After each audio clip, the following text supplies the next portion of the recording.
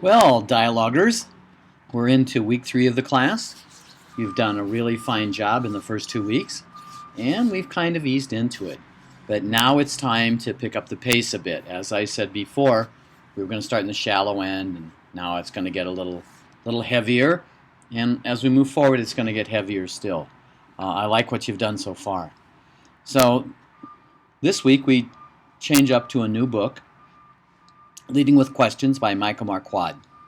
And I'm going to open up with this little slide from Peanuts. When we reflect on what is it that we really do know.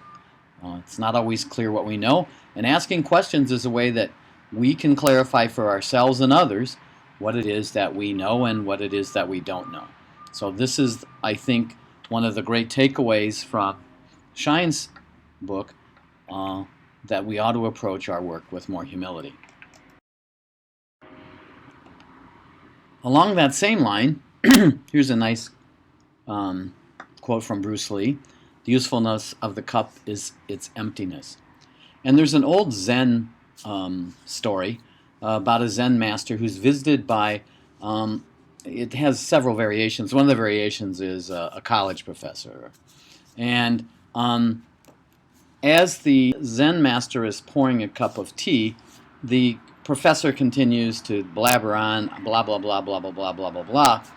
And the Zen master keeps pouring the tea until it pours out over the edge of the cup and runs on to the table. The professor is very shocked by this and says, "What are you doing?" And the Zen master says, "When you're already full, there's nothing more I can do to add." And so I think that's the sense of Bruce Lee's quote here. So the idea that being empty, the idea that there is space for us to learn something new, is also at the center of these dialogical skills. So one of the first videos that I'd like you to watch is a video by at the Harvard Business Review on "Is Yours a Learning Organization?" And the whole concern about organizational learning and can the organization learn fast enough to adapt to new environments is an emerging and important thing for a lot of organizations to consider. In order for organizations to do that, they have to be pretty good about asking questions. And so the HBR article video suggests that. Along the same lines, I've included another bonus video down at the bottom. You can see the link from Peter Senge, one of the real originators, movers, and forces behind the idea of learning organizations. And I've got just a little video on him on the importance of learning together collectively. All right, this brings us to an interview with the author of our book, Henry Marquardt. And here we have a short interview with him. But in this short interview, he covers a lot of the essential ideas that drove his book that we're using for the class. And in this interview in particular, he stresses the idea that most organizational cultures discourage asking deep questions. So we want you to look at that. Something that is worth looking at is how do people who ask good questions do? And Charlie Rose is considered a really fine interviewer. He's not perfect. He doesn't practice everything that we're trying to learn, but he's pretty damn good. And here's his interview with John McEnroe. And I'd like you to watch the interview and notice something about Rose's questions. How does he establish rapport with McEnroe? What do you notice about how he listens to what he says and follows up? And what do you notice about his use of silence? So I'd like you to watch the video and take a few notes on that. You'll be posting those on the bulletin board. Finally, we get to the book itself, Leading with Questions. This is the book for this week and next week. This week you're going to read through page 128. Again, it's not really difficult reading. It's a little more in depth, I think, on particular ways of going about asking questions, and then what kinds of questions you might ask to get at what you want. There's lots and lots of examples of questions in this book, and I think they'll help you see how you might better use questions in your dialoguing with others. So there are many useful tips on it. From Marquard's book, he suggests a methodology for the questioning process. He calls it the steps in the questioning process. Excuse me. Those are outlined or detailed, through 85 and 95 in his book. Four stages: setting the stage, asking your questions, listening and showing interest in the other person's response, and following up. Now we're going to be using this process this week and into the future as we set up our future conversations, interviews, and dialogues. So it's very important that you get comfortable with this process. Having a process like this makes it easier to stay focused on what you're trying to do. So how are we going to use it?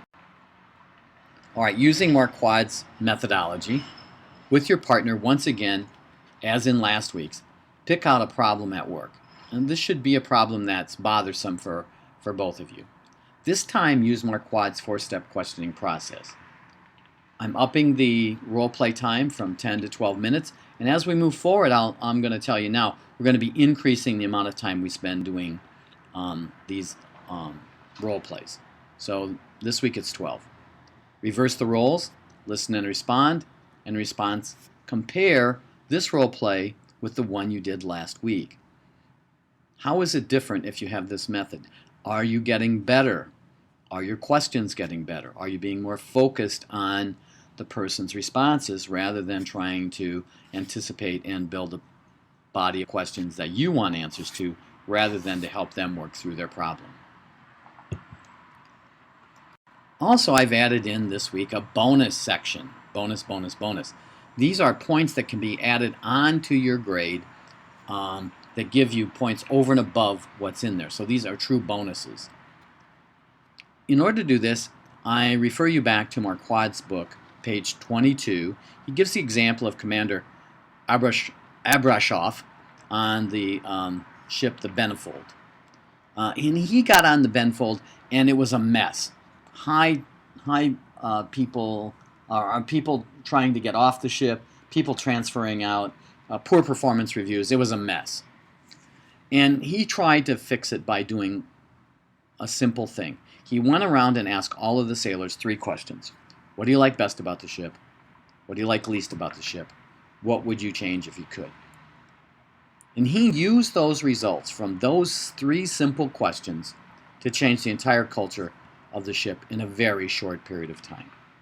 So by listening in a non-threatening manner, he was able to learn, this is part of the learning organization, right? What needed to be done to create a remarkable organization. Some answers were there waiting to be discovered. Other answers had to be created from what he learned from people. All right, how does this apply to you? Your exercise is to repeat what the Admiral did about yourself with your coworkers. And you ask them, what do you like best about working with me? What do you like least about working with me? What should I change in how we work together?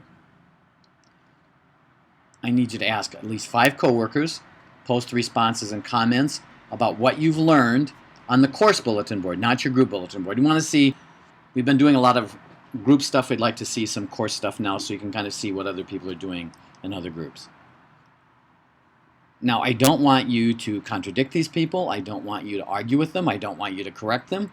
I don't want you to do anything but ask them the questions and do some follow-up on the questions. You know how to do this now. You're getting better at this. Ask those 3 questions. See what you can learn about yourself. Now, I think this is a brave exercise, so I'm going to reward it accordingly with 20 points. So if you were trying to build your points up and maybe you didn't do so well, here's a chance to get some additional points and improve. All right. That's it for the week 3 slideshow.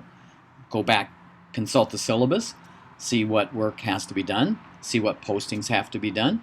I hope you enjoy it, and I look forward to listening to your interviews. I look forward to reading your responses. There's been some dynamite stuff out there. I'm very excited about what I'm seeing, and I'm learning along with you as we go. All right, good luck out there.